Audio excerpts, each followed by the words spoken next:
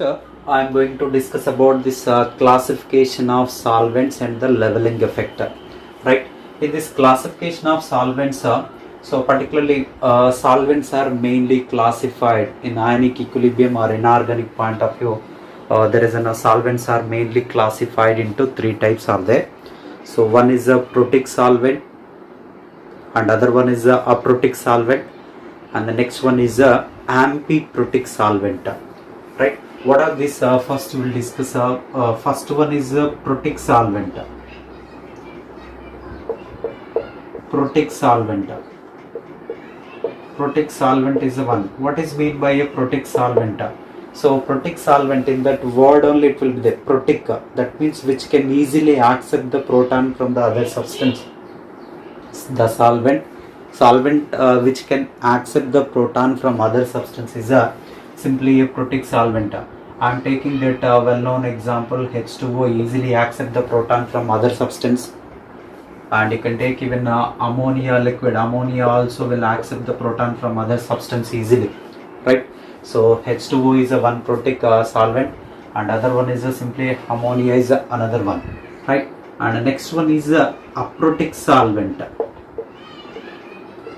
Aprotic solvent. So in this aprotic solvent, so I am taking that aprotic solvent point of view. The solvent neither accept the proton from other one or nor loses the proton. The solvent which does not, which neither accept the proton from other one, which nor loses the proton, such a solvent is called as it's a aprotic solvent. Aprotic solvent in that word only, against the proton, right?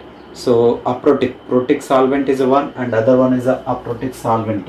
Here aprotic solvent point of view, I am taking the carbon disulfide, carbon tetrachloride, CCl4, CS2, carbon disulfide, carbon tetrachloride, or you can take even acetone, or you can take even here benzene, C6H6 is another solvent.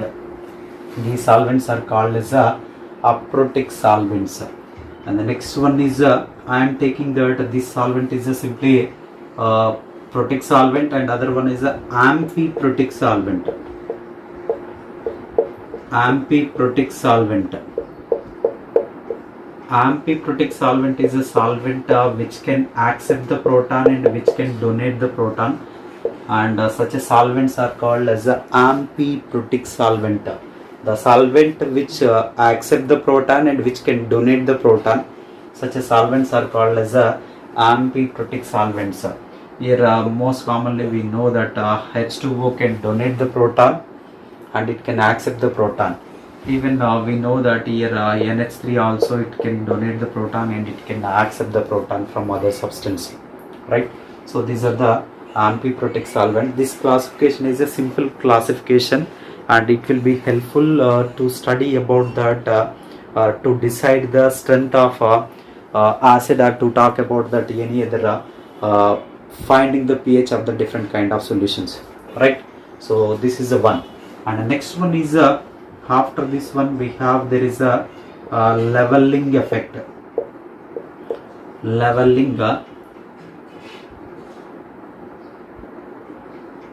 so leveling effect, right? So this leveling effect or leveling solvent is a one. So what is mean by this leveling effect or leveling solvent, right? So this leveling effect is nothing but as all we know that water is a universal solvent.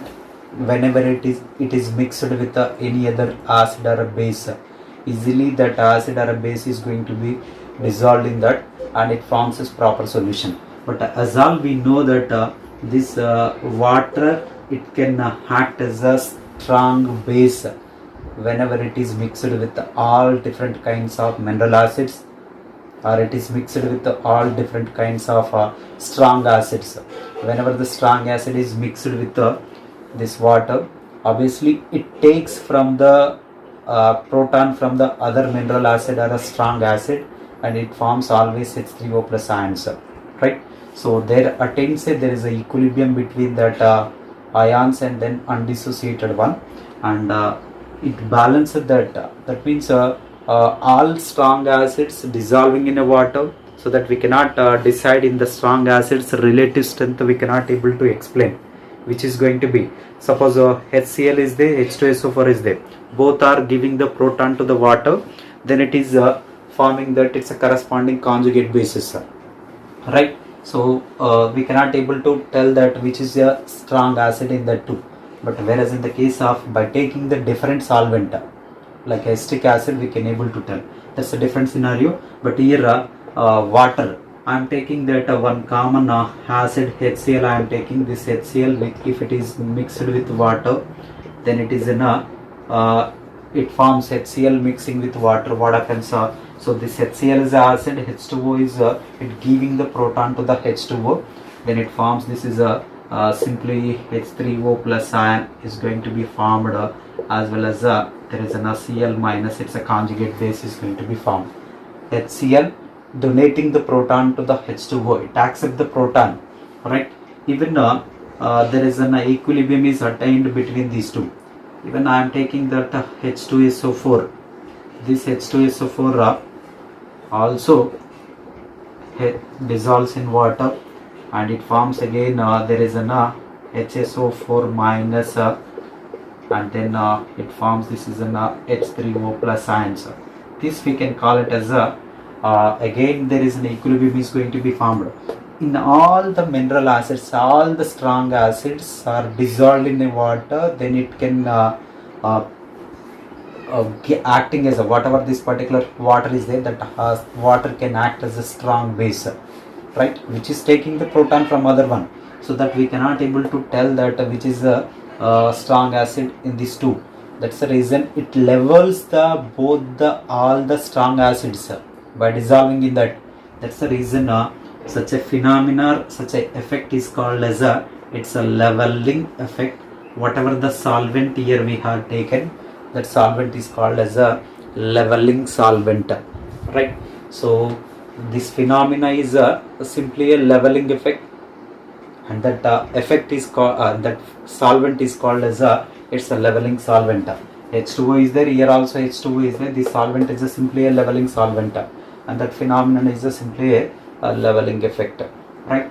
So this is a simple concept one, and that means what we can say, that final conclusion from this leveling effect is, so water is universal solvent, in that all strong acids are going to be dissolved, and then we cannot decide, it levels the that effect, acidic strength effect is leveling. So that's the reason we will not compare the acidic strength of all the strong acids, and generally we'll use that there is a particularly acidic acid is a solvent that can be used to explain the acidic strength of all the strong acids and weak acids also. That's the reason acidic acid is a solvent can be used by dissolving that all the different kind of acids. We can explain the its relative acidic strength. The commonly repeated acidic strength order is here I can write, this is in HClO4, then followed by this is in particularly here Hi is a 1, Hi and then HBr, and then next here H2SO4. This is a acidic strength order. I am writing here acidic strength order of all the commonly repeated acids, right? So next HCl, and then next HNO3, and I can write here after this HNO3 there is an H3O plus ion, and next one there is an HSO4 minus, and then followed by this is an H3PO4, then followed by this is after this HF, and then acetic acid CH3COOH, right? And after this CH3COOH, so H2CO3 H2S, this is H2CO3 and then H2S is a 1, and after this H2S also again we have NH4 plus and HCl. This is last one. This is NH4 plus and then HCl. HCl is almost which is a weak acid, right? So this order is very important. Based on this one, some of the questions they may ask, right? So HCl, out of all HClO4 is going to be a stronger acid, and this is a leveling effect. From this leveling effect, what we can conclude that the phenomena of leveling all the strongest acids effect will be equal in the water. Such a solvent is simply a leveling solvent, and that phenomenon is a leveling effect, right?